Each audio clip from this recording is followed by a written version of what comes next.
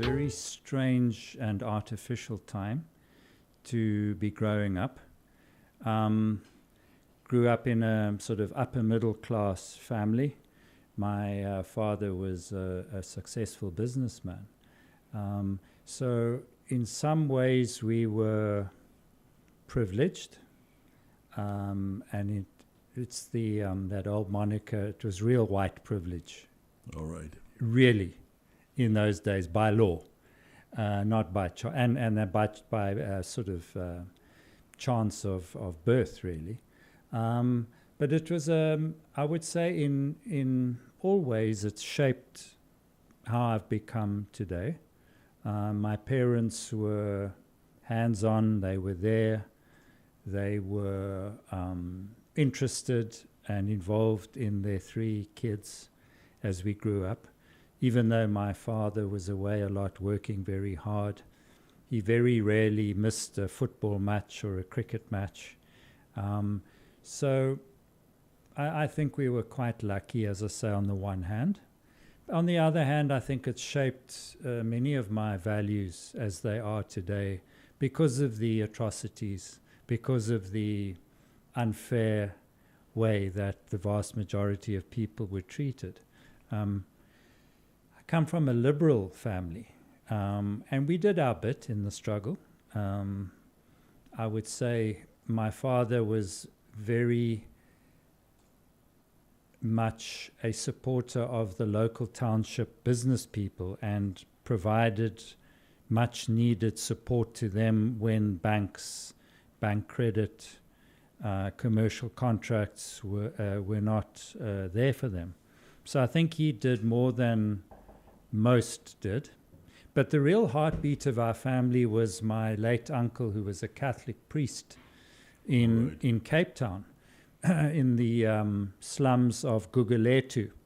And if any of the listeners have driven from the airport in Cape Town into town, before you get to the beautiful foreshore and the multi-million rand mansions, you go through the slums of Khayelitsha and Gugulethu, where people live cheek and jowl and have very little. And he actually was the Catholic priest in that area.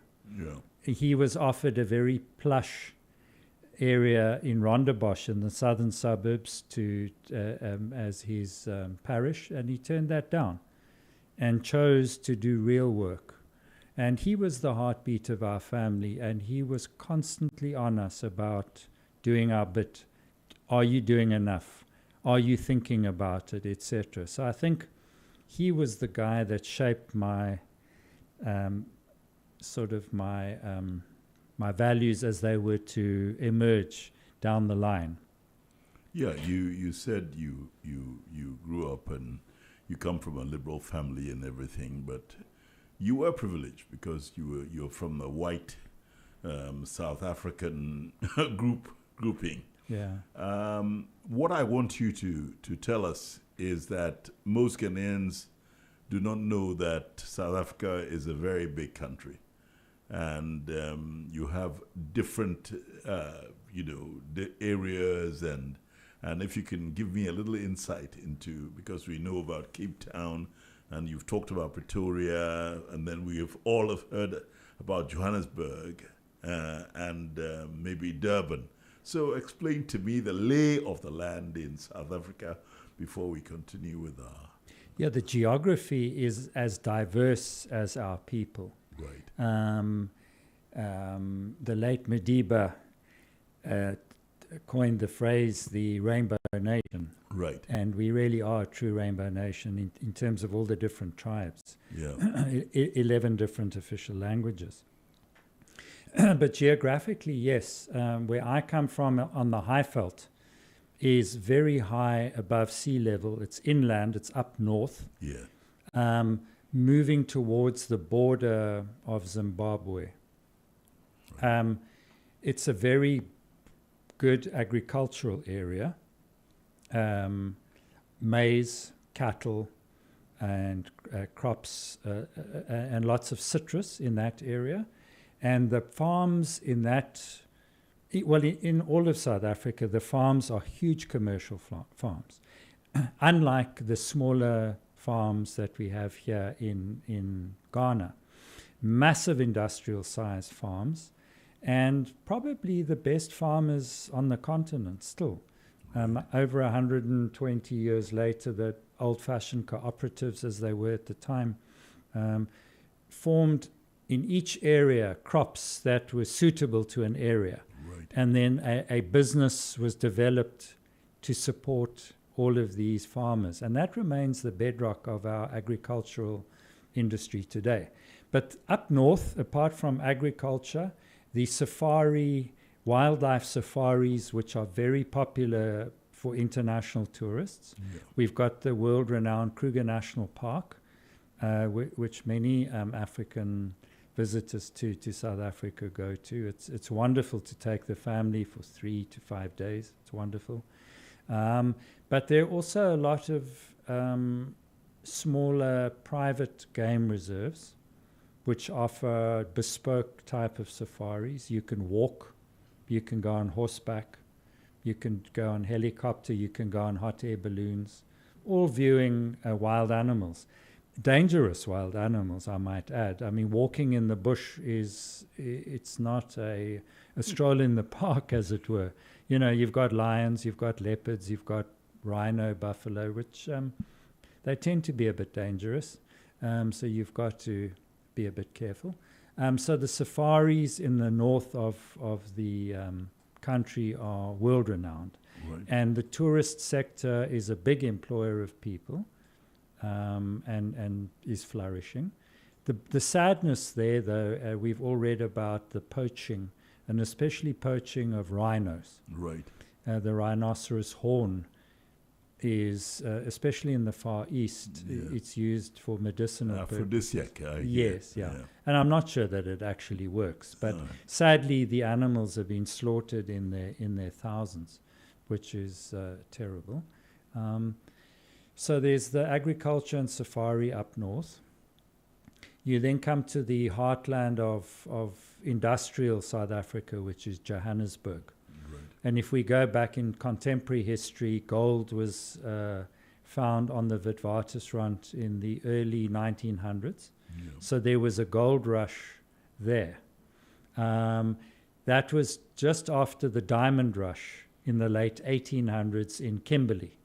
And I think a lot of those that read history might have read about the big hole in Kimberley. That's right. The open pit mines in the late 1800s. And that's where the first settlers from Europe made their fortunes in South Africa. Although they landed in the Cape of Good Hope in the 1650s, the Dutch, led by Jan van Riebeeck, it was the first real wealth really came with the discovery of diamonds in the early 1800s.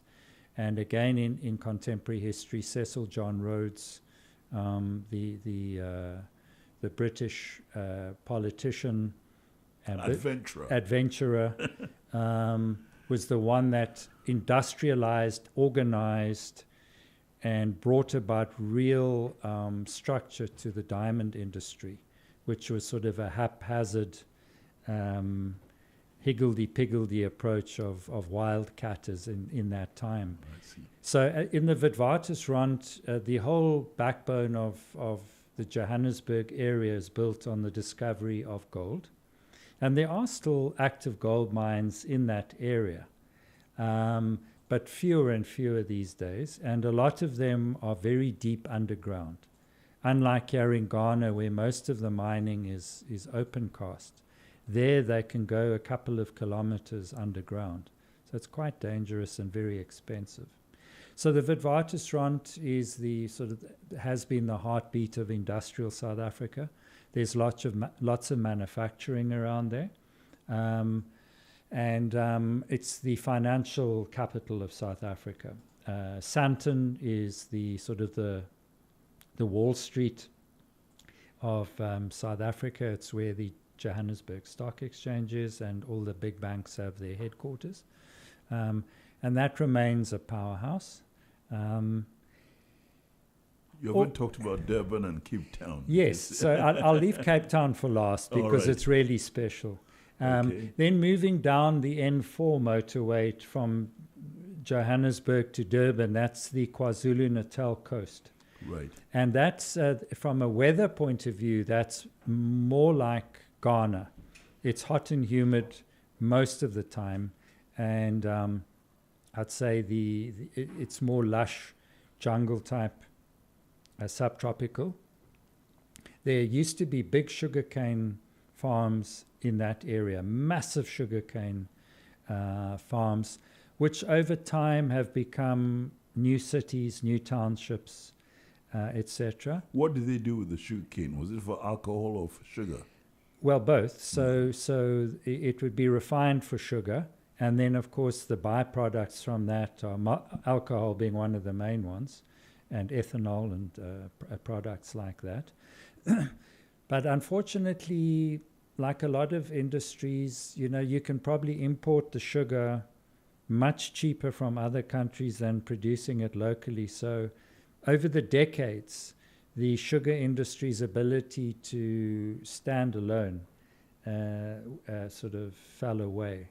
And they still do quite a bit of sugar, but not like they used to at its peak. Was it for local consumption or for export?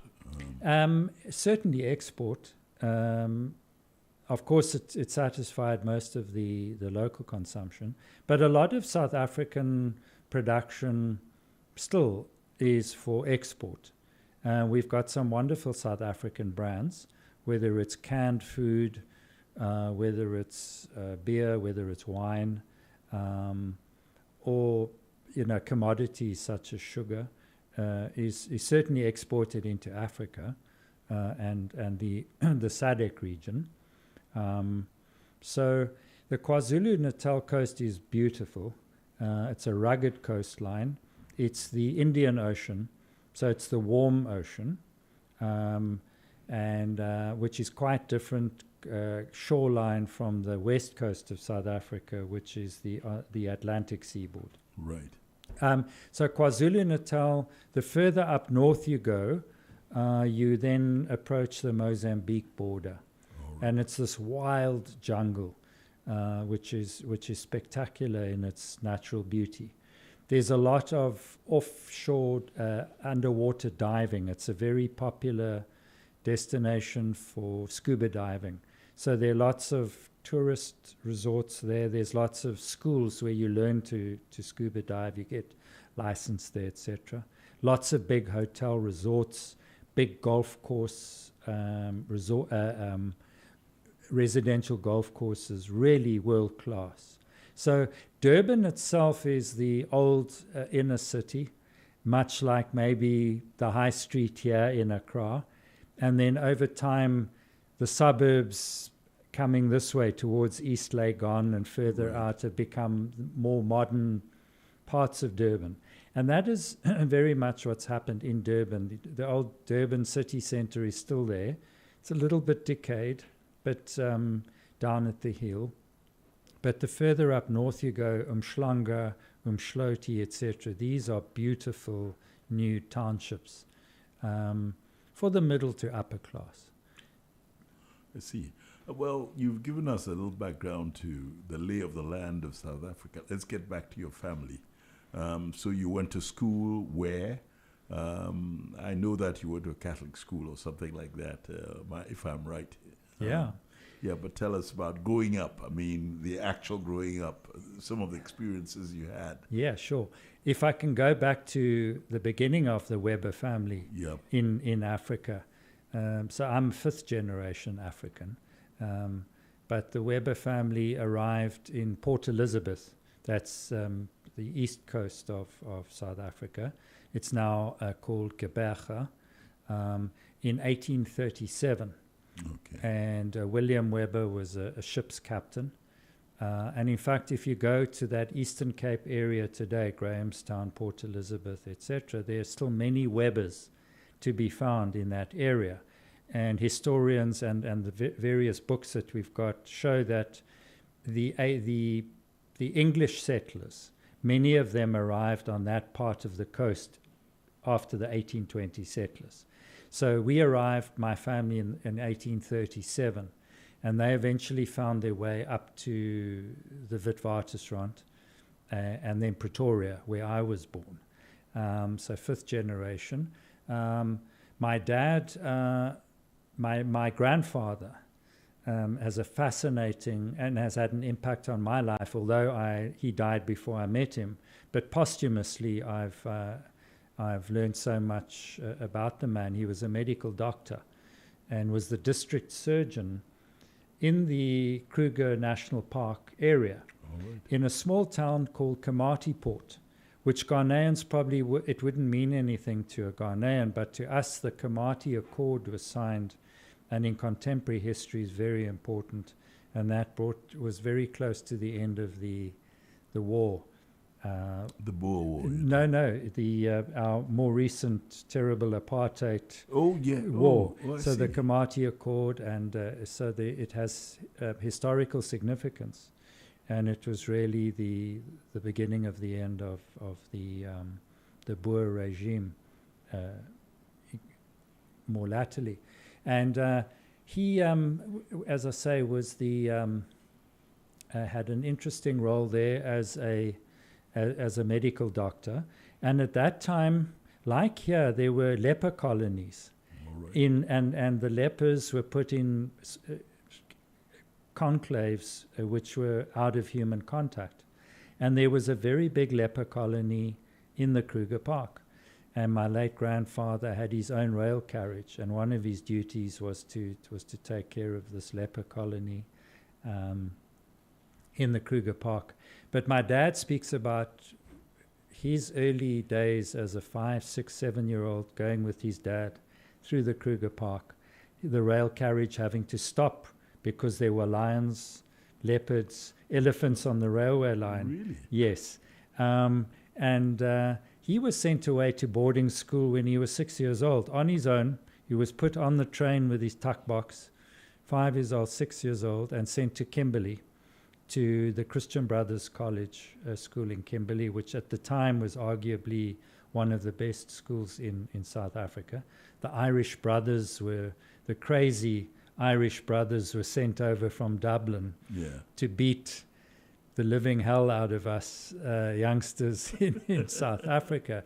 So my dad enjoyed so much the Christian Brothers College culture in Kimberley. He then went to Pretoria CBC for his secondary school. So when it was time for us to go to secondary school, it was the CBC in Pretoria, a small private school. Although it's a private school, it by no means was it elite. It served the Catholic community at the time, lots of Portuguese, Italian immigrants to South Africa who were all working class. So there was very little elite about, although it was a private school. So that was an interesting time. It was rough. When I say that the Christian Brothers beat the hell out of us, literally they did. They were madmen. But Fritz, I have to tell you, to a man, we loved these guys like you can't believe. As crazy as they were, it was their life. It was a vocation. It's what they did. And what the values they taught us were incredible. Not all of it did our parents get to hear about it at the time because it was dreadful. I'll give you some examples. They loved, if you played sport, if you were in the band, and you did your homework, you did your bit, you were fine. But if you shirked your responsibilities, they had no time for you. And they encouraged peer review. So if a guy was caught smoking or having a beer outside, and he was a guy that didn't play in the rugby team or the football team or didn't do well at school, they encouraged sort of group beatings. What do you mean by group beatings? Quite literally that. They would say, he's not coming into my office, because if he comes into my office, I'm going to, he'll be kicked out of the school. Right. So we encourage you to go and have a discussion with him. All right. And by that, a nod and a wink, it was, thrash him. And don't bring it back to All my right. door. Let's hold that thought. What was the first song that you chose for this program? Bright Blue, Yeah. Window on the World.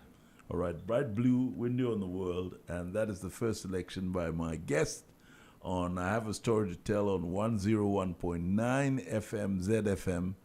My guest is Grant Edwin Weber from South Africa. Z 101.9 FM.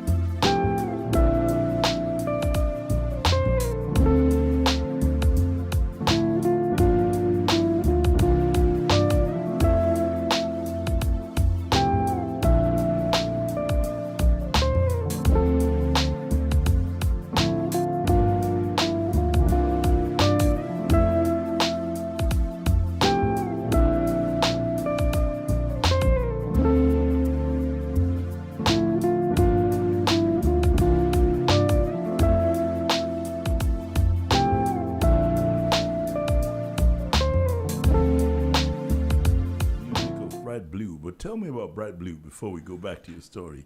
Who are Bright Blue? I've never heard of them. South African band. And I discovered music as a teenager. I'm sure most of us around the world do. Right. And I loved music.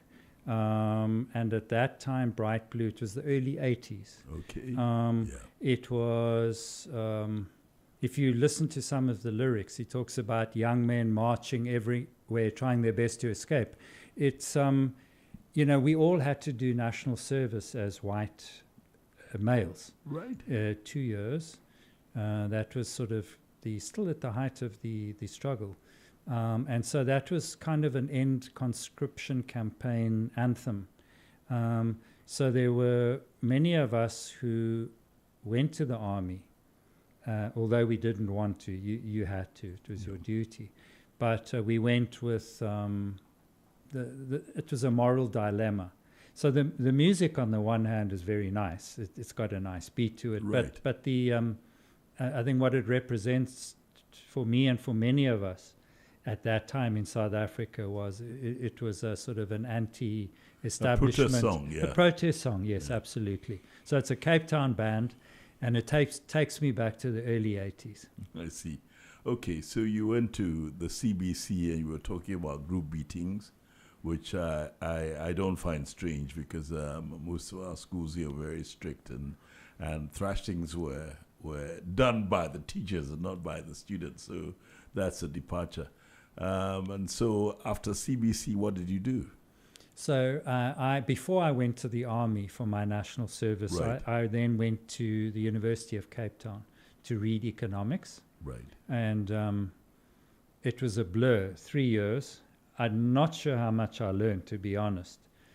So my father often said he feels that the money spent on my education there might have been wasted. But nevertheless, economics, I mean, UCT is still a world-class institution today. Right. But at the time, again, I think a lot of our time was taken up with debate around what was going on in the country Right. at the I time. want to come down to that. Apartheid. You lived through it, and from where you were coming from, naturally, that's where the liberal part of South Africa came from, the English as against the Boer. And I'm not saying anything negative about Boers per se, but apartheid was a horror story for a lot of us, especially my generation growing up. I mean, it was one of the things that we abhorred and fought against and railed against. But you were telling us about it. How did you cope with that? Being from a liberal part of that society, how did it go, and what were your thoughts on apartheid, and how did it impact on you? Yeah, as I said at the beginning of the show, Fritz, on the one hand, coming from a privileged environment, it was compartmentalized. So there were long periods of time where it had no impact on my life, sadly. I could go about my life in the middle class suburbs, and you could be anywhere in the world, and there was no issue. But it was when we were on a platform, say at the university, especially in Cape Town, they called it Moscow on the Hill at the time, because on a Friday, the best sport for us was Friday after lunch. We would go out and throw bricks and stones at the police cars that used to come and barricade the road up to the Duval Drive up to the university and chase us around, by the way, with their dogs. And it was quite dangerous. So it depended on where the time of day and the time of the year. Was it segregated, Cape Town University? Yeah. Cape Town, yes, it was still segregated. Right. But when I was there from 85 for 3 years, it was becoming more multicultural, but it was still predominantly white at that time. So growing up in that era, everything was segregated, everything was artificial. And it really just depended. Some of my friends were very active. They were in student politics and went on into mainstream politics, after the struggle when democracy prevailed after the 92 referendum. Yes. And then the 94 election.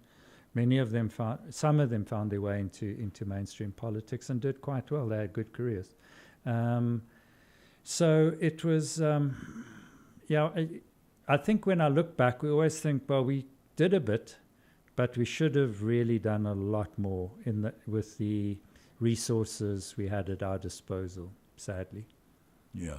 Now, apartheid was something that was found abhorrent worldwide.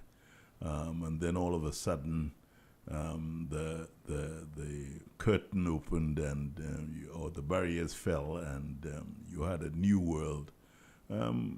Was it a culture shock for you when apartheid fell? And how did you cope with that? No. In fact, it was natural. I think the build-up had been coming, so it wasn't a shock to anyone. I think the economic sanctions that were brought to bear by the global... How did you feel about that? How did South Africans, white South Africans, cope with the sanctions? Naturally, it affected everybody, including the black South Africans. But how did the white South Africans cope with that? Because it must have made a dent in their entitlement and all that. Yeah, I think it's like any environment. If you have money and resources, you are less affected. But the company was essentially bankrupted over a decade or so of sanctions. Ironically, though, Fritz, it made some of our industries very strong and robust. We had to be self-reliant. One example was our arms industry, armored vehicles, helicopters, guns, weapons, etc. We were of the best in the world in the various categories at the time. Our farming community especially was world class, so we could produce just about all of our own food. Our railway system, our industrial base was good. But the banking sector itself was just hollowed out, and there was no money to finance things. So was it a culture shock? No. I think there was a sense of relief from the more conservative whites. They knew it had to happen. It was relatively peaceful. I mean, tens of thousands of people lost their lives over the course of the struggle, so it was certainly not bloodless. Yeah. But it could have been a lot worse. I think people like Madiba, Nelson Mandela, made sure that there was no uprising as such. So it was actually this calm, inevitable, beautiful thing which happened. And it was, at the time and for a decade or so afterwards, it was really written about by scholars and rejoiced around the world at how democracy could actually work. It's a different story today, of course, but certainly then it was a miracle. Right. You said you were privileged. What sort of interaction did you have with black people when you were young? Did you have any friends who were black, or what kind of relationship did you have with them? Because I know that naturally there were strictures that would prevent you from actually embracing it wholeheartedly. But what experiences did you have? Yeah, it was with very limited because of the segregation. Luckily for us at CBC, we had a lot of black kids there. Really? The diplomats from Africa who had their embassies in Pretoria, just about all of them sent their kids to CBC, and that was allowed.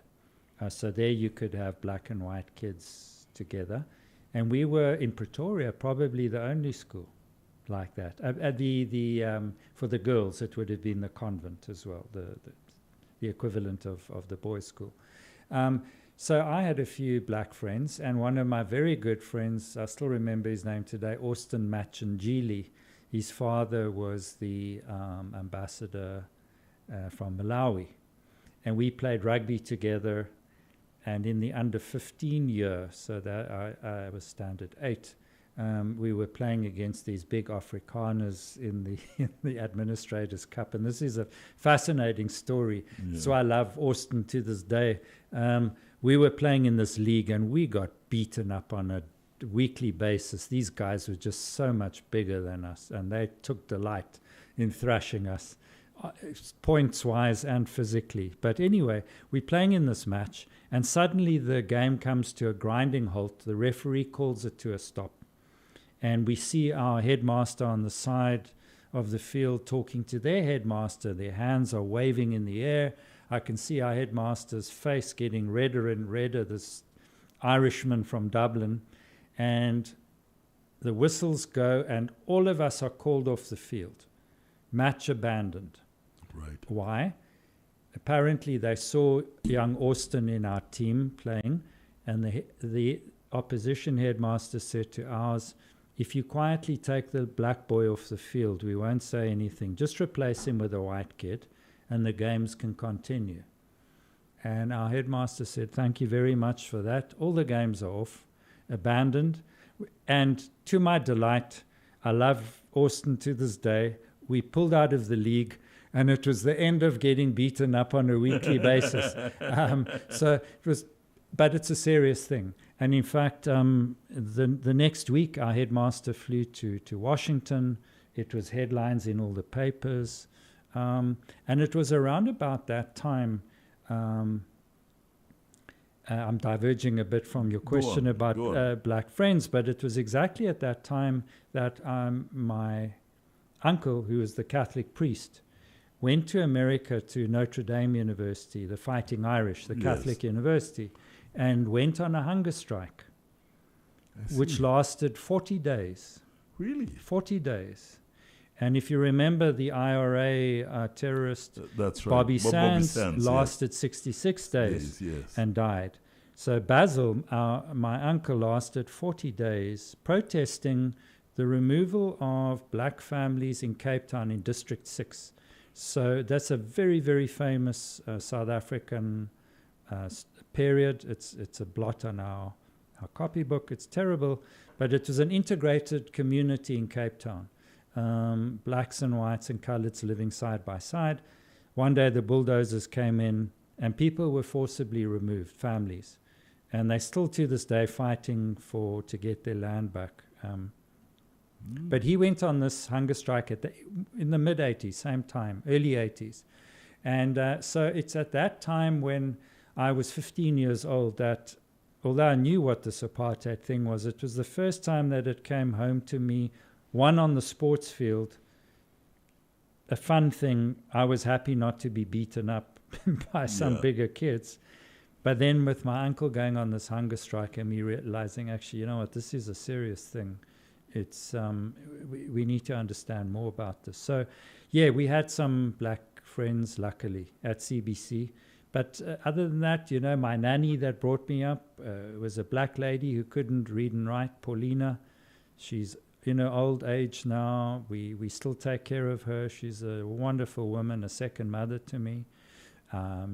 And we had our driver, Peter Weber, he was called, who drove us around. We're still in touch and we take care of him. So we were lucky to have decent black folk around us who treated us decently, with love, and we lived together. But I was lucky to have a few friends at school, yes. Super. This is, I have a story to tell on ZFM 101.9. My name is Fritz Baffour. My guest today is Grant Edwin Weber from South Africa. He's the president of the Ghana-South Africa Business Chamber. He lives in Ghana, and we'll come down to that.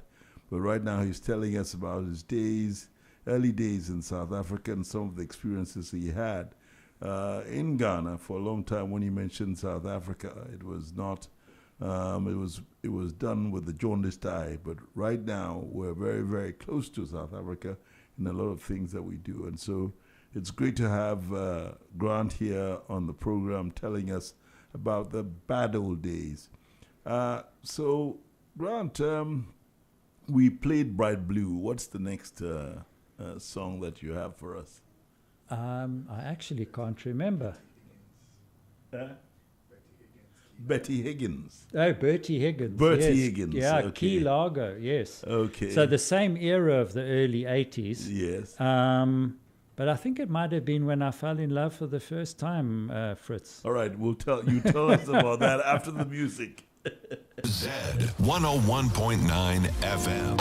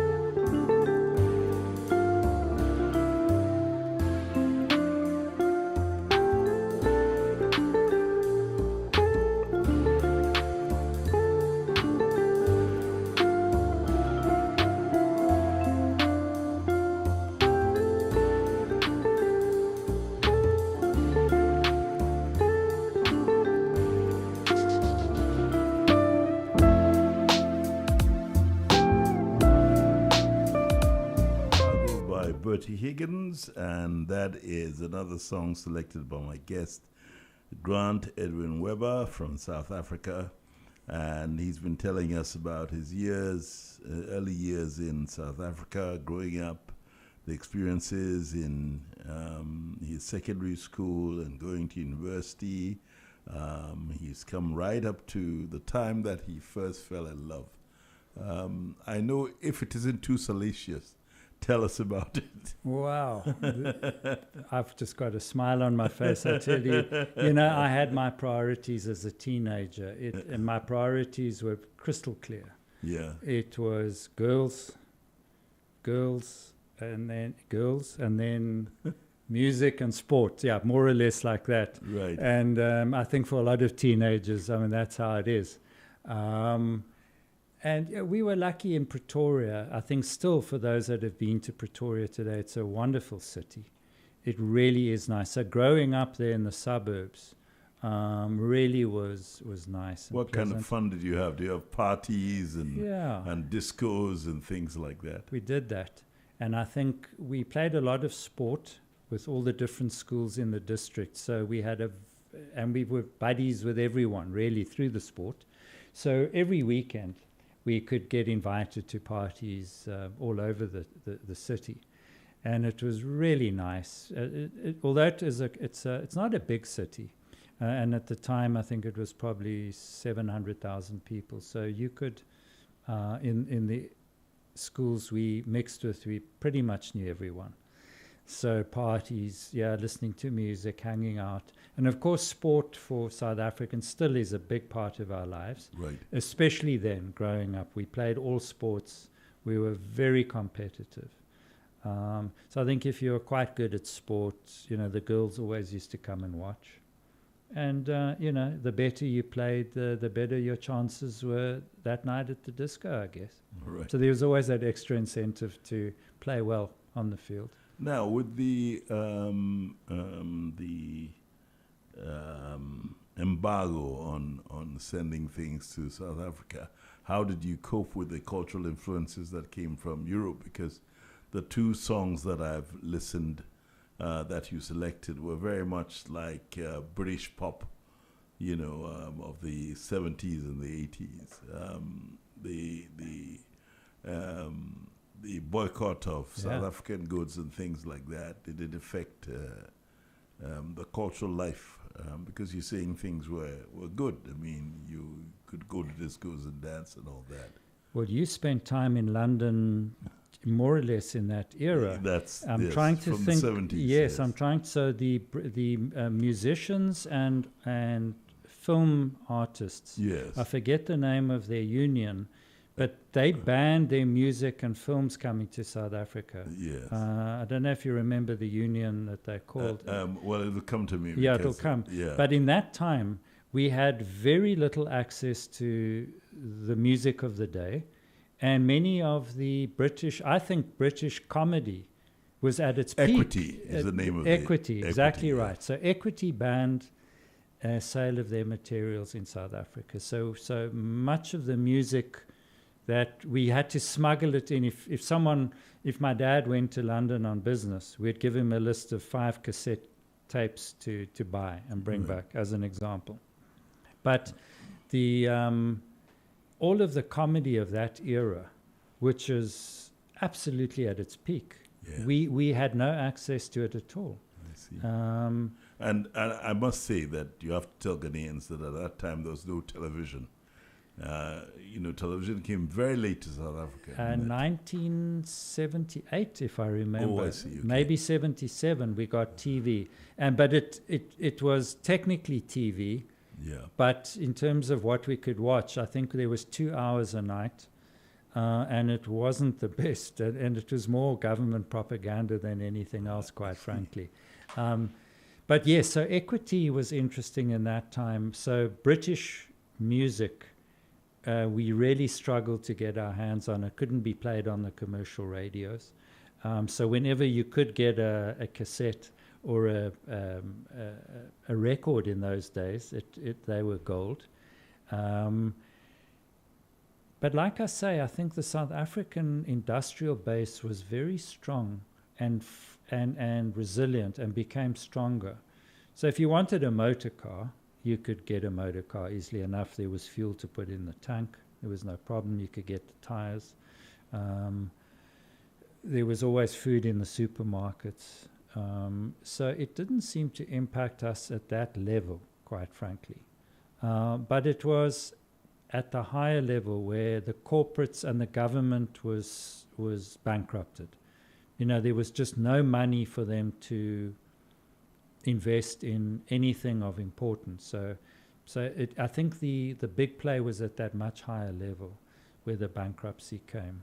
But did it lead to a decay in the infrastructure, bad roads and things like that? No, ironically not, because the government of the day, the evil apartheid regime, actually did very well in service delivery if you were in a white area.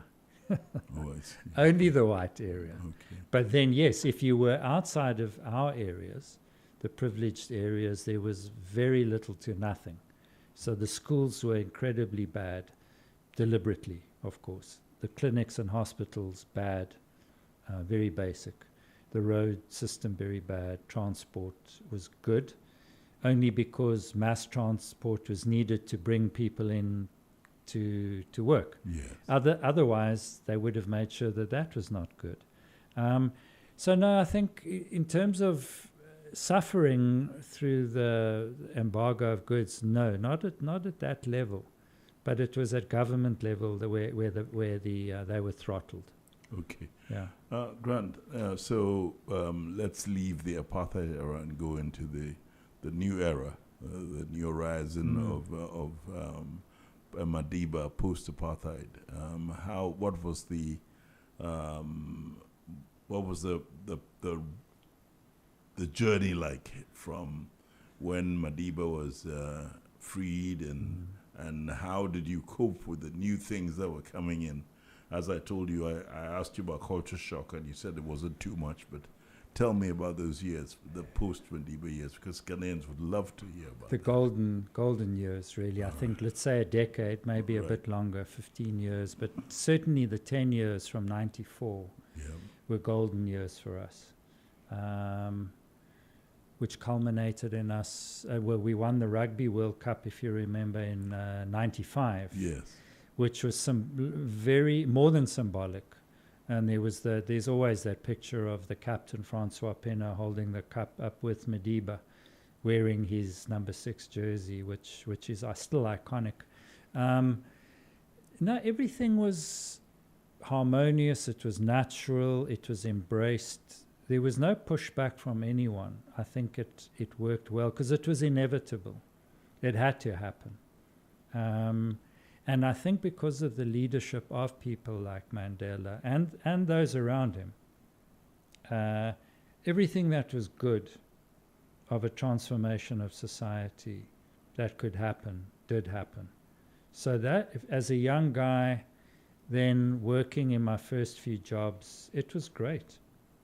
We had the Truth and Reconciliation Commission, which in fact a young Cyril Ramaphosa was one of the key players, he's now our president many years later.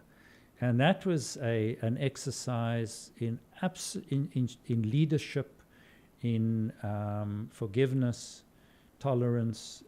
I'd never fully understood the power of that platform that was used, but it was so powerful.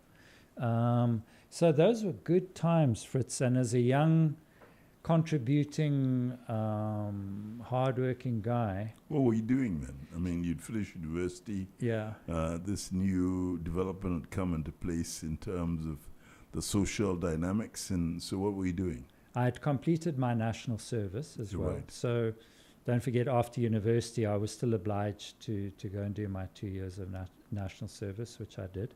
But luckily, the war was essentially over then, so we didn't do anything. If I may interject, the war, did it affect you?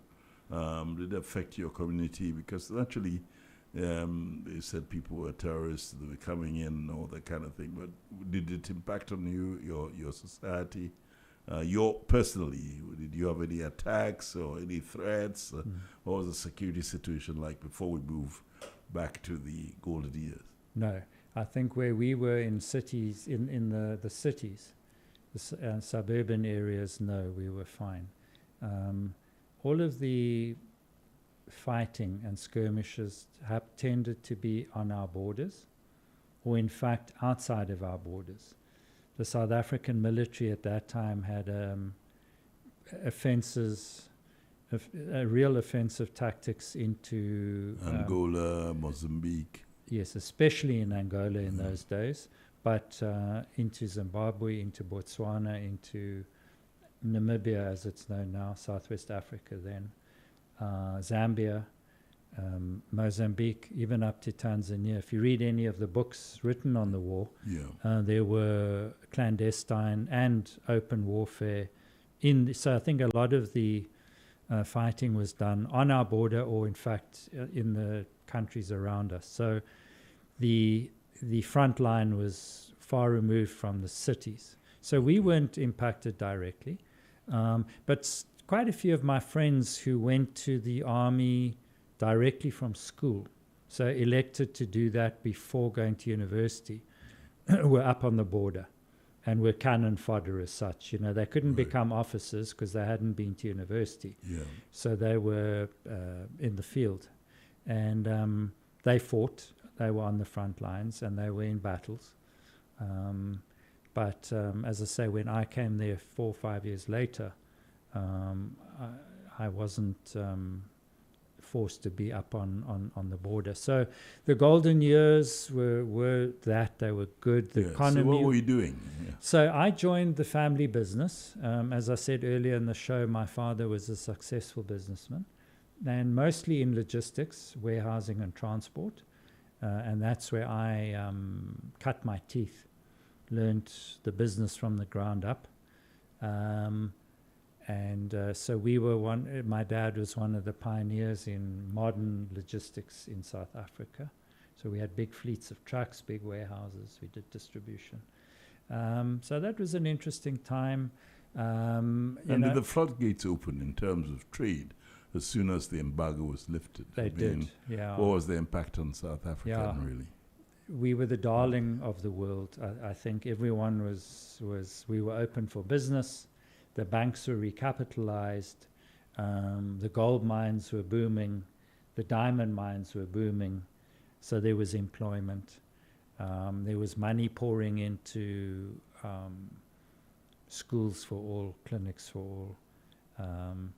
So yes, and there was just this joie de vivre felt throughout the country.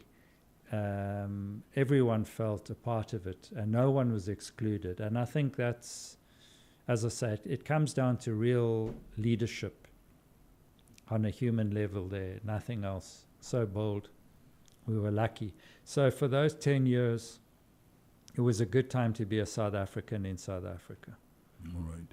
So you worked in the family business. You were becoming a man of your own right. Then after the 10 years, what happened? What went wrong? Yeah, probably 15 years. I think reality set in. The ANC, which was the liberating party, has a manifesto, has its things that it strives for. And if you read it today, it still holds. But the people change. And those early leaders, many of them were elderly then, or if they weren't elderly, were quite sick. They had been through a rough time. Some of them had been in exile up here, as you know, Fritz. Yes. It tended to be the intelligentsia or mostly the musicians here who were up here. But it was more the fighting folk who were on the east coast of Africa, I think more Tanzania. Yeah. And some of them came through pretty tough times, so they weren't necessarily old, but their bodies just gave out young. So that whole era passed on in that 10 to 15 years. And there was that real moral leadership and that fiber that was there. And then I think your next crew that come through are different.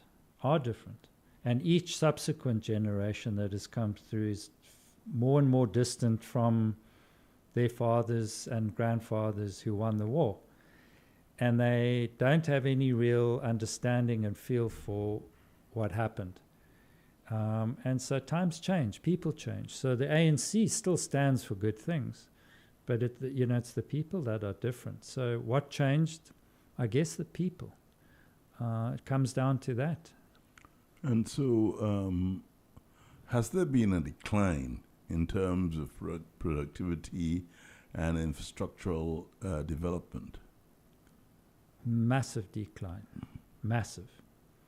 In all sectors, all critical infrastructure. I think most of our municipal areas and our peri-urban areas and cities, basic infrastructure has collapsed to the point where a lot of it doesn't work anymore. And it's not an exaggeration to say that cities like Johannesburg and Pretoria are on the verge of having no water permanently. We can go 2 weeks without having water. Why? Don't you have water? Don't you have reservoirs where you can pipe the water? Or we do. Yeah. We have all of that. But the critical infrastructure has been allowed to deteriorate to the point where it doesn't work. And if you don't keep doing that preventative maintenance on this equipment, when you have to replace it, suddenly it is so expensive you almost can't afford it. And we're at that point now. The roads are really bad. The rail network has crumbled and it was the jewel of the continent, our rail network. Yes. It's appalling the state it's in now. Roads are bad, water. These are basic. Health, education. If you look at the stats on our primary and secondary schooling, Fritz, we're of the worst on the continent, which is a disgrace, quite frankly. All right. So everything has so are you going to rebound? Do you have hope and do you have faith in the system? I have hope. But what do they say? Hope is not a strategy. Okay. All right. Of course I have hope. But I don't know. We require some kind of real transformation. And it's hard to see how that's going to happen. Very hard to see. Grant, you are the president of the Ghana-South Africa Business Chamber, and you live in Ghana. Can you tell me about the pilgrimage from South Africa, elsewhere, and now to Ghana? Yes, I took the circuitous route because I left South Africa 2002, so 23 years ago. Yeah. Moved to the UK and spent 11 years there. Went back to university, did my MBA, did a few master's degrees, and worked there in a couple of nice roles. But I always had the yearning for Africa. Always felt that I loved my time in the UK, by the way. I didn't have a day there that I didn't enjoy it. It was a glorious adventure, quite frankly. But by the time I got to Ghana, or just before, I really knew my future lay here. Not South Africa, and not because I didn't want to go back at all. I just felt I was looking for some kind of adventure. So I felt, South Africa, I've done that, come from there. There's nothing adventurous in going back home. And so it came about that it was... Why did you choose Ghana? Yeah. Luckily I chose Ghana, and I think I got it right. So it was either to go to the East Coast, which could have been Kenya or Tanzania. Right. Or here, the West Coast. So either Nigeria or Ghana. Thank God I chose Ghana. Nigeria for me was just too big and scary, so that was off the list as soon as I put it on. Right. I just thought if I go there and I'm, trying to start my own business, there's a good chance I'm going to get wiped out here. So don't do that. And then, I think Tanzania at the time was going through a bit of a political change. The way foreigners were treated at the time, I thought, not great. Okay. So it was then Kenya or Ghana, and it was almost a flip of the coin because both equally good. Kenya looks still quite good today. And I said, no, let's do Ghana. I had a couple of friends here. And, I think it's probably the best choice I've ever made in my life, Fritz. That's good to hear.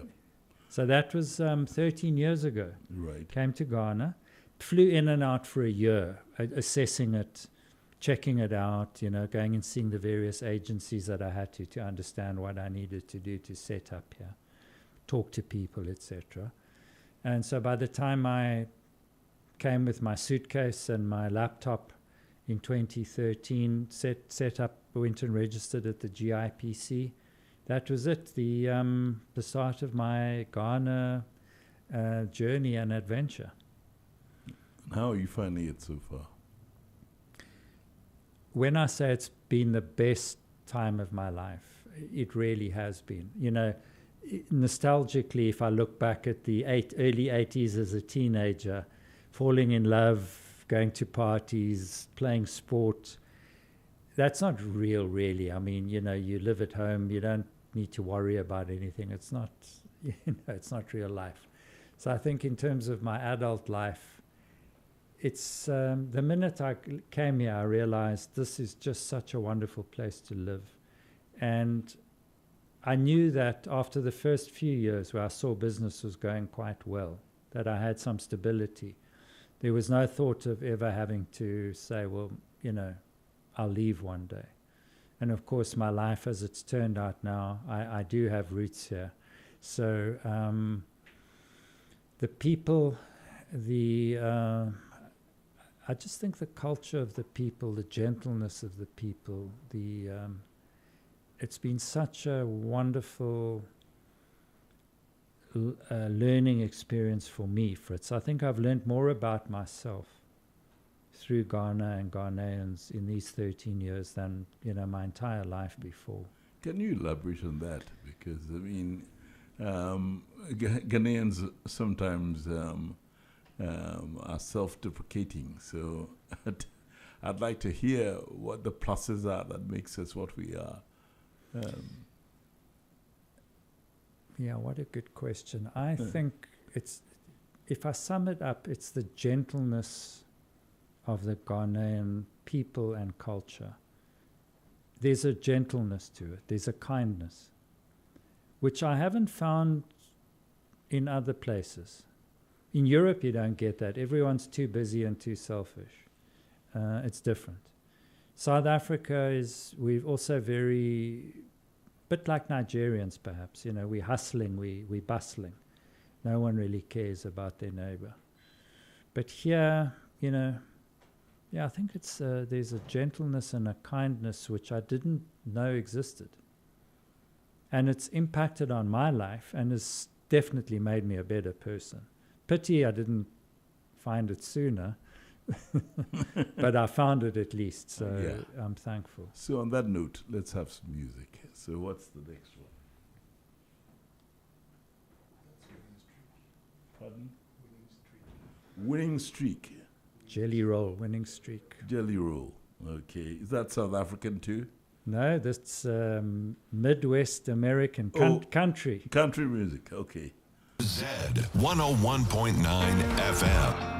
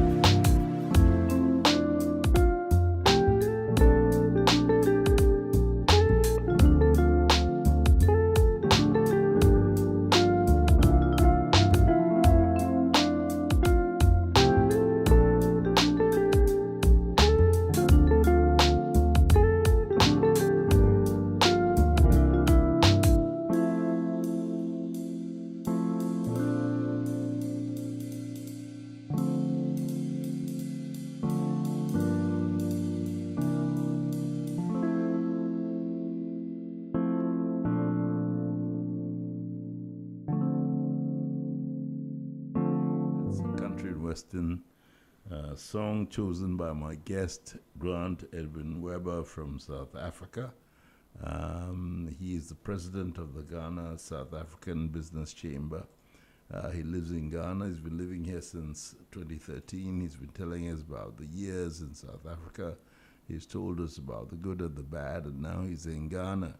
And he's telling us that Ghanaians are gentle people, and he's seen kindness here.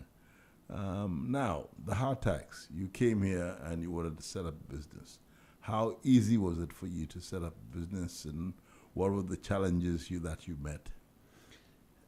When I look back, it was actually quite easy. The process, the legal process, the administrative process, it was actually quite straightforward. I did everything properly, paid my dues, did what I had to. And it felt like each step of the way was okay. I had no real frustrations at all. I found that very easy. So I was delighted with that.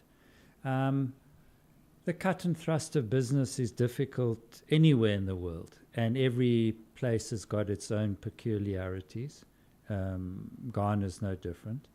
I think the hardest thing I found in Ghana is sort of the time things take to happen here.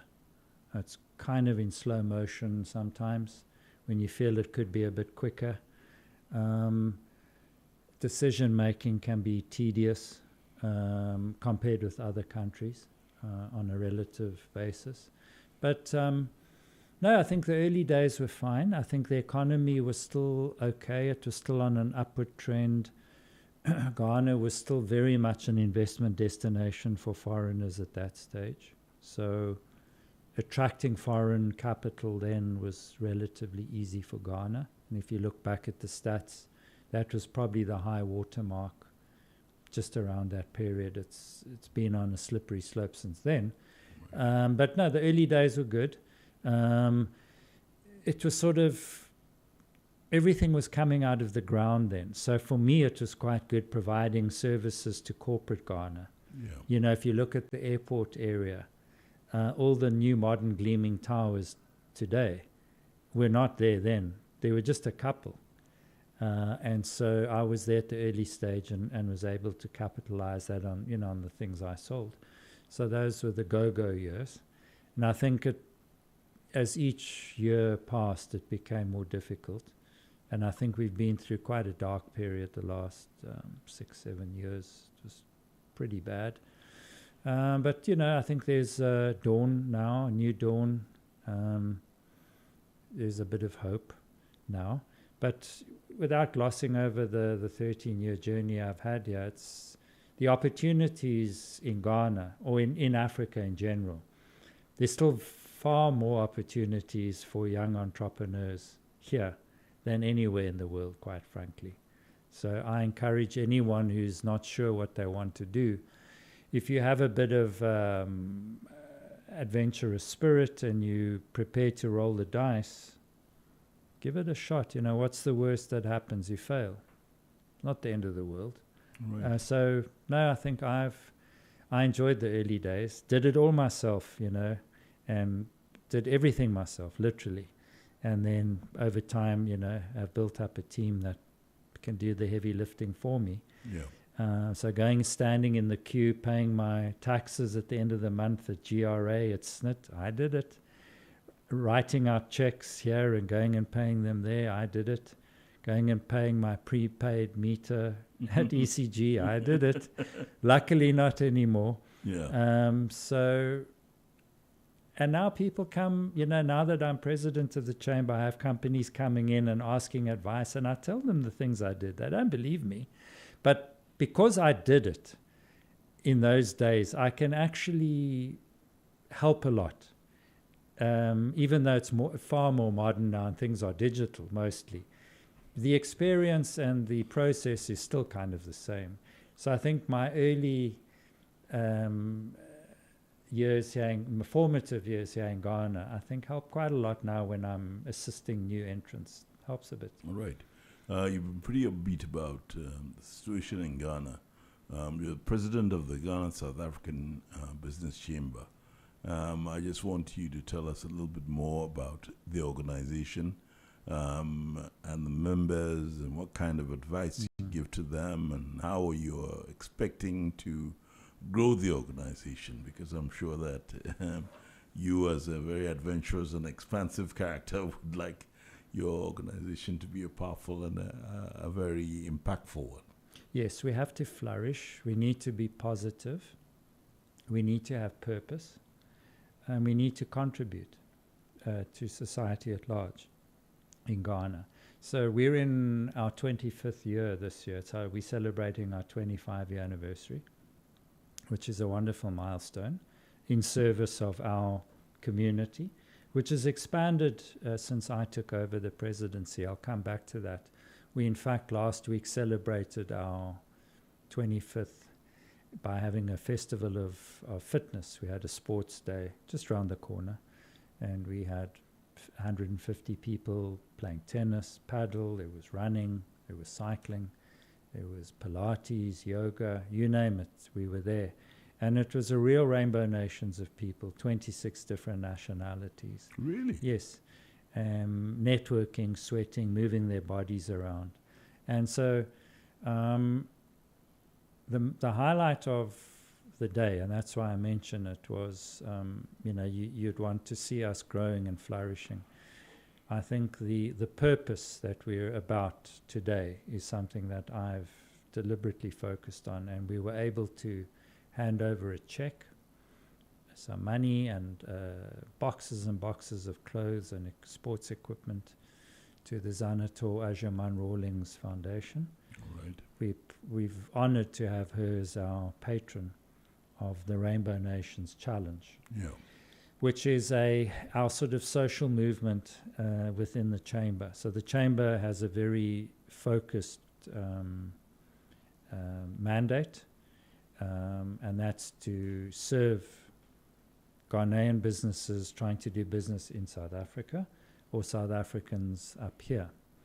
But outside of that, our social movement is where we focus on networking with the international business community, and we use sport as our platform.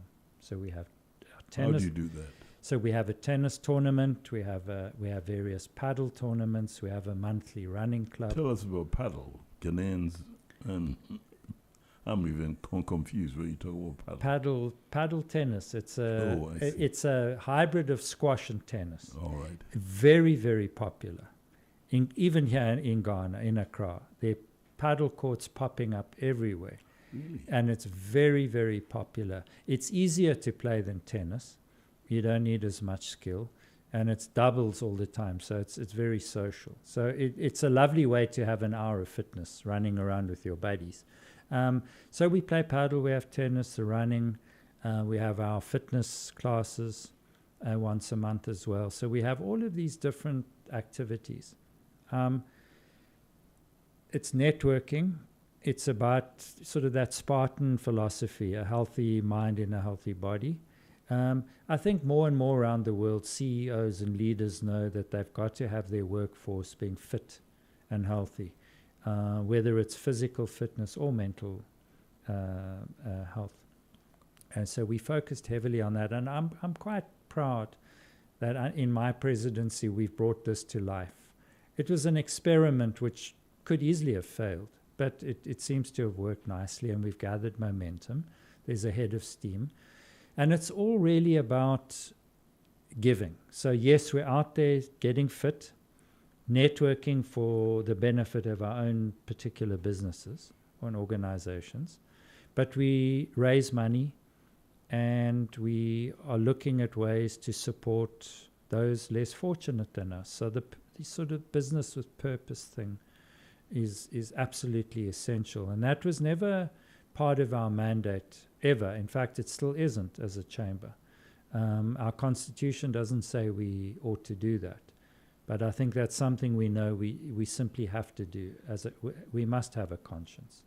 And so working with the foundation in the Korli Kloti constituency, what I like about that is it's highly focused.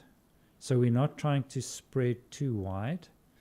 We're highly focused, and what we want to do, keep going, is to really make an impact which is lasting and has some sustainability to it. So I think working with Zanato Ajaman-Rawlings, she's a household name. I mean, she's a veteran now in Parliament. She's a three-term parliamentarian. Yeah. She's earned her stripes. She does great work in the community. I was with her 3 weeks ago. She was doing a health outreach at the Gar Manches Palace. Yeah. Free health screening, giving medicine out to sick people. It went on all day. There must have been 500 people from the community sitting, waiting. There were doctors and nurses doing all, from eye tests to you name it. So, but we focusing on women in the markets. How do we assist them? How do we make their livelihoods better? Introducing things like solar lighting, cold chain to keep produce cold. As we know, half the stuff gets thrown away all the time. Comes at a great cost to society. That's what I want to talk to you about. But before we do that, I'd like to ask you how the South African companies in Ghana are doing. Are they comfortable here, or there's room for improvement? It's a dynamic situation. There's ebb and flow. So if you speak to MTN, you read in the newspaper every quarter profits are record profits. Right. The dividends they're paying to shareholders are record dividends. Right. The taxes they're paying to government are record taxes. So if you ask them, everything's great, couldn't be better. But I guess if you ask MultiChoice how things are going, they're being beaten with a big stick at the moment. Right. The CEO might have a different story to tell. ShopRite, which is one of South Africa's powerhouse retailers, it is such a good organization, are exiting here. Why? They're finding it tough to run a business so far away from home. It's tough. It's costly. It costs money to have a supply chain for a grocery store. The gold mines up to, the gold price is very high now. So some of them you'd probably say they're happy, but gold fields are exiting. So the banks are happy, although they've been through a very torrid 8 years. Stanbic is one of the biggest, highly profitable. Absa, which was formerly Barclays, highly profitable. First National Bank, although a latecomer and quite small, dynamic bank. Our insurance companies do well. So it depends who you ask. But by and large, they are leaders in their various sectors. Business might be tough sometimes and better at other times. And I think we've all come through a very difficult period of time. So the general feeling is it's been tough. But if you look at their performance, they perform well. And that shows the strength of the brand. It shows the strength of the leadership. Clearly, a deep balance sheet, so they can withstand these long, protracted periods of difficulty. But a lot of our South African firms are leaders in each sector and have transformed the sectors they're in, helped modernize, helped improve, helped raise standards. Meaningful job creation. So if you work in a bank, you work in an insurance company, you work at MTN, there's a very good chance you've been very well trained. There's a very good chance that your salary or your wages are higher than most. Right. And your ability to rise through the ranks is there. So I think on any of those scores, the South African firms do well. And I think as good corporate citizens, they've definitely led in each sector. Could it be better? For sure. But I do think there's a sense of optimism right now. I think we're almost a year into a new regime. All the signs are that the policies are sensible. Whether it's luck or skill, the CD is strengthened a lot, which helps bring down inflation, which has been such a pain for households and businesses. That's right. So everything seems to be going the way of this new regime. As I say, there's always some luck and timing there. That they can't claim it all through skill, but I'm sure they will. But no, I think at any one time you have a handful of companies flying, and then you have those that are really not doing well, and there are those that are exiting. So it's ebb and flow at all times. Okay. Yeah. I have a story to tell on ZFM 101.9. The program is I Have a Story to Tell. My name is Fritz Baffour. My guest is Grant Edwin Weber, who is the president of the Ghana South Africa Business Chamber. And he's telling us about his early days in South Africa, his journey through Britain, back and down to Ghana. And he's been telling us about some of the things they've achieved as a chamber. But one thing I want to ask you is very important. One of the pluses of South Africa is cheap food because of your agricultural output. And Ghana is struggling to come up with an effective system that will put cheap food on the table. We have to look at the actual growing of crops, food crops, their storage, their distribution, and all that. And you have the up on that. Is South Africa doing anything to help us achieve those indices so that we can have cheap food on the table and make things a little bit better for the average Ghanaian? Good question. Up to now, South Africa's done very little to nothing to assist, sadly. I'll come back to that because it's about to change. But an MOU was signed in 2022 between the ministries of agriculture of the two countries for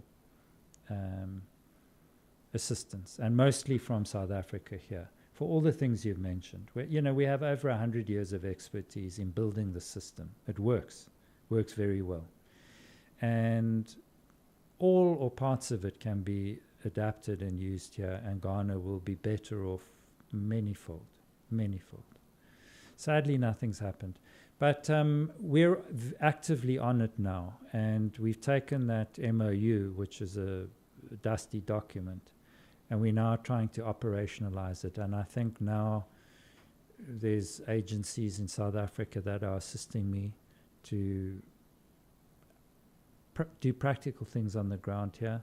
There are a couple of projects. So it's not just conceptual or workshops. It's actual doing things on the ground. A couple of nice projects will be announced quite soon. And especially further north than Accra, where I think job creation is absolutely essential, skills development, etc. But where things grow and there's abundance. And the crops, they are high value crops actually, and could solve the food crisis, deficit in Ghana. Yeah. But quite a few of the high value crops could be exported actually, which could assist with building up a forex base here. So nothing really has been done, but this is going to change quickly. I think what does help is the government's policy now around agriculture and agribusiness. Right. And I think there's been a distinction made between agriculture and agribusiness. Can you expand on that for me? What's the difference? Because you are somebody who is in the know about that. What's agribusiness and what's agriculture? Well, I think very cleverly this government has changed the name of the Ministry of Trade and Industry, and they've included agribusiness there. I think that's sensible, where they've made the point of putting it in the name and saying, if it's in the name, there needs to be a focus on it. I think hitherto it was really just under the Ministry of Agriculture, and it got lost in everything. You know, the value chain of agriculture is so deep and vast and different. You've mentioned 6 of the different areas, from warehousing, logistics, cold chain. We all think of farming just as, you know, the farmer planting seeds and then the crop grows and then they harvest it and then you go and buy it somewhere. But in between that, there's all of these things that need to happen. And because they don't happen well, everyone pays the cost for inefficiency, ineffectiveness, the wrong things. Everyone pays along the way. So we're all worse off. So it's high time that Africa grasps this nettle, quite frankly, not just Ghana, because everything grows here. So I think there's some sensible policies that I've read through in detail that we're working with as a framework. And I think give it a few years, I think you'll see some big change. Can it all be solved in 10 years? Probably not. But there should be the first green shoots of progress shown on things like post-harvest losses. They say it could be 50% of crops are lost through spoilage and waste. Right. That you know, that's dreadful. There should be more crops being done. There should be more value addition done, the manufacturing here in Ghana. And that is all now being enabled. So I think more and more we'll be seeing this happen. And definitely the South African institutions of various kinds will be leading the charge in that, yeah. All right. So there is an avenue for technology and knowledge transfer from South Africa, so long as Ghanaians are willing to listen and learn, because we also have our egos and we think that we know. But I hope that we'll create that enabling environment for that to happen. Yes, I'm practical, Fritz, Right. and you either do it or you don't do it. You either work in partnership or you don't. It's your free choice. You don't want the government too involved directly in these things. You want the enabling policy, which Right. I think we have. And then you want government to get out of the way and allow private sector to do their thing. I'm a firm believer in that. You don't want government involvement. It ends badly, always. It never ends well. So if the private sector are allowed to do their thing, they must find their place. And you either do it or you don't do it. And there will be those that want to do it, and they will be better off. There will be those that choose not to, and they'll miss the train. All right. We're on ZFM 101.9. The program is I Have a Story to Tell. My guest is Grant Edwin Weber, who is the president of the Ghana South African Business Chamber. I'm your host. My name is Fritz Baffour, and we're going to take a music break. So what's the next song? What? Okay. Ain't No Love in Oklahoma. That's your selection.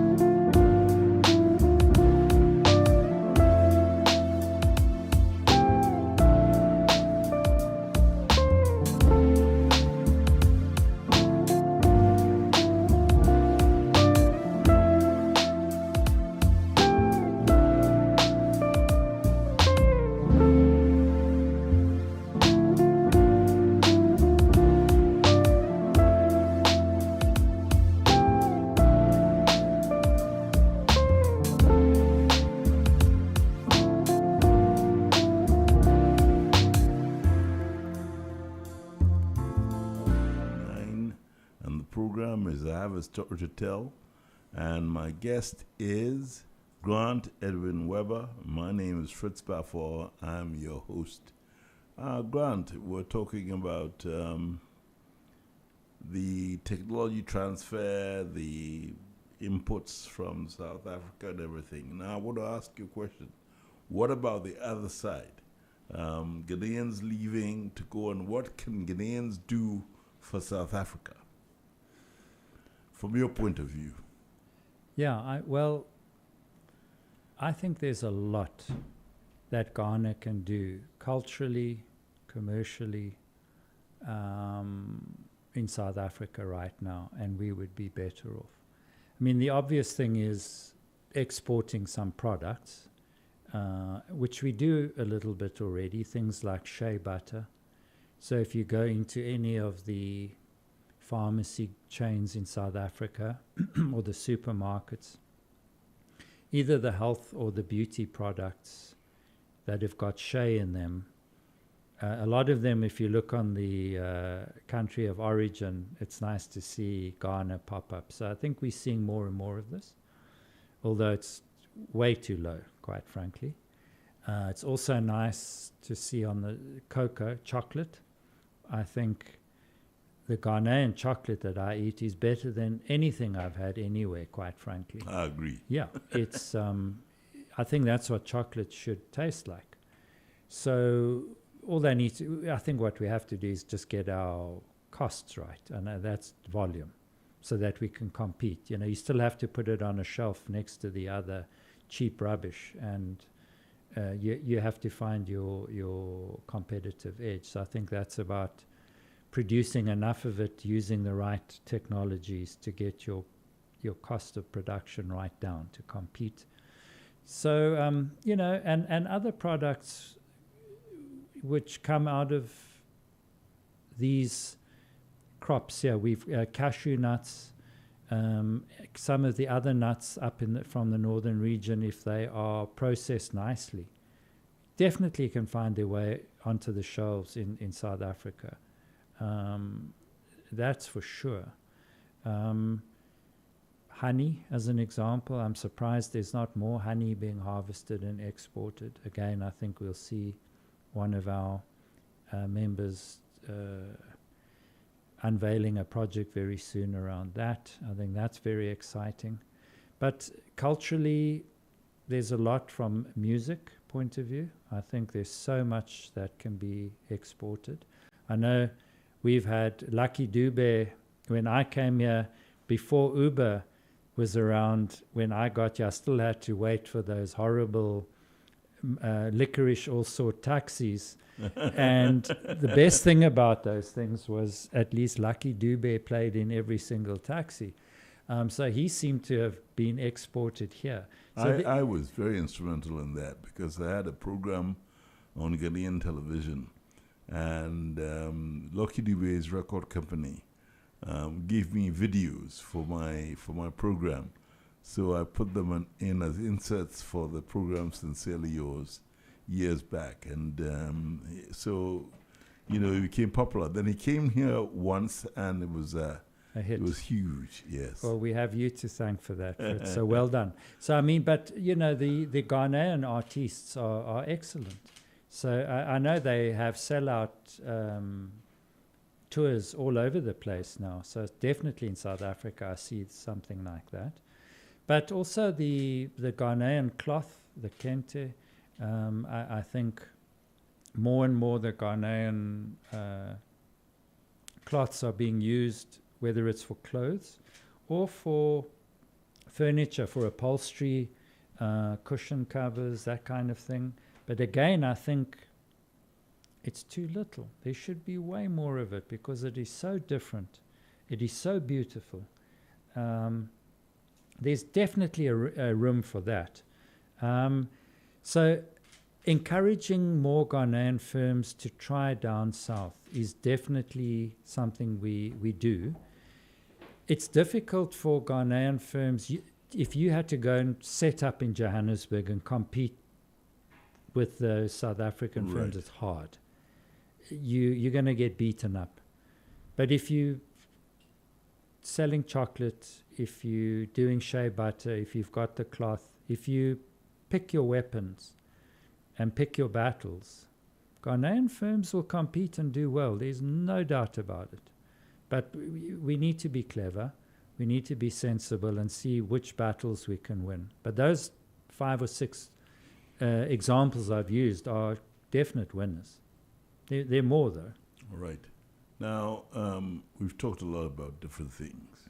You live in Ghana, and you have a very strong Ghanaian side to you. So I'm going to go into that. I know it's a little personal, but... With pleasure. So tell me about your Ghanaian side. Yes. I said to you earlier, this is the happiest time of my life. And I think it coincides with having a beautiful Ghanaian wife and having a gorgeous Ghanaian daughter, 2.5 years old, she's listening to us now. She didn't want her daddy to leave home tonight to come with Uncle Fritz, but she'll be listening to me, and that makes everything worthwhile. And where have you been in Ghana? I mean, you've lived in Ghana. I'm sure you've traveled around. Yeah. So tell us about some of the places you've been and your impressions of those places you've been and the people in Ghana. Met. Yes, in Ghana. Yes, I love it. I don't enjoy the travel on the road so much. Oh, right. That's treacherous and painful. That's right. But when I get to the destination, for me, it's wonderful. Where have you been? I haven't explored as much as I ought to have. I have to confess that. But I've been to lots of places, but I have to say, if I pick my favorite, it would be around the Akosombo area. I love driving into the town, and there's the wall, and the turbines are there, and the river. And then when you go up and the dam is there, you can take a boat ride, go down the river. I've spent many, many nights and weekends up there, either in luxury in a hotel or taking my touring motorbike up, doing the dirt trails, doing the roads, and sleeping in fairly cheap accommodation, sharing my bed with a cockroach, which adds to the adventure. I tend to prefer inland more than the coastal area. Right. I think I've been spoiled having grown up in South Africa because the coast is so beautiful in South Africa.